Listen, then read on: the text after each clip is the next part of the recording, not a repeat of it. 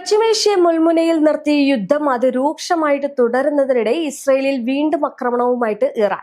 ഇസ്രയേലിലെ നിരവധി പ്രദേശങ്ങൾ ലക്ഷ്യം വെച്ച് ഇറാൻ ക്ലസ്റ്റർ ബോംബുകൾ ഘടിപ്പിച്ച മിസൈൽ ആക്രമണം നടത്തി. ആക്രമണത്തിൽ തെൽ അവീവിൽ മാത്രം 17 പേർക്ക് പരിക്കേറ്റി എന്നാണ് വിവരം. സംഘർഷത്തിൽ 24 മണിക്കൂറിനിടെ ഇസ്രയേലിൽ 250-ലേറെ പേർക്ക് പരിക്കേറ്റെന്ന് ഇസ്രയേൽ സ്ഥിരീകരിച്ചതായിട്ടാണ് റിപ്പോർട്ടുകൾ പുറത്തുവരുന്നത്. ഇസ്രയേലിന്റെ പ്രധാന ആണവ കേന്ദ്രങ്ങളായിട്ടുള്ള ഡിമോണ, അറാദ് എന്നിവിടങ്ങളിലുമായിരുന്നു പ്രധാന ആക്രമണം നടന്നത്. അതേസമയം തന്നെ ഇറാന്റെ ഏറ്റവും പുതിയ തിരിച്ചടിയിൽ ഇസ്രയേൽ 1000-ഓളം വീടുകൾ തകർന്നു വീഴുകയും ചെയ്തിട്ടുണ്ട് എന്ന് റിപ്പോർട്ട് ചെയ്യുന്നുണ്ട്. യുദ്ധത്തിൽ തങ്ങൾക്കുണ്ടായ നാശനഷ്ടങ്ങൾ നഷ്ടപരിഹാരം ആവശ്യപ്പെട്ട് 10,000-ലേറെ പേർ ഭരണകൂടത്തിന് അപേക്ഷ നൽകിയിട്ടുണ്ട്.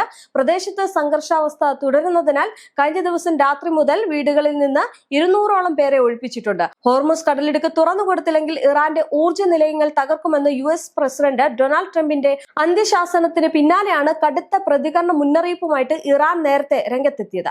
ഗൾഫ് മേഖലയിലെ അമേരിക്കൻ സൈനിക താവളങ്ങളെയും സഖ്യകക്ഷികളുടെ അടിസ്ഥാന സൗകര്യങ്ങളെയും ലക്ഷ്യമെന്നായിരുന്നു ഇറാന്റെ ഭീഷണി. പിന്നാലെയാണ് ആക്രമണം ഘടിപ്പിച്ചത്. 48 മണിക്കൂറിനുള്ളിൽ അനുകൂലമായിട്ടുള്ള നടപടി ഉണ്ടായില്ലെങ്കിൽ ഇറാന്റെ പവർ പ്ലാന്റുകൾ നാമാവിശേഷമാക്കുമെന്നായിരുന്നു ട്രംപിന്റെ ഭീഷണി. എന്നാൽ ഇറാനിൽ നിന്ന് മാത്രം സമീപനം പ്രതീക്ഷിക്കേണ്ട എന്ന് വിദേശകാര്യ വക്താവ് ഇസ്മായിൽ ഖൈവി വ്യക്തമാക്കിയിരുന്നു. സ്കൈ ന്യൂസിന് നൽകിയ അഭിമുഖത്തിലാണ് അദ്ദേഹം ഇക്കാര്യം പറഞ്ഞത്.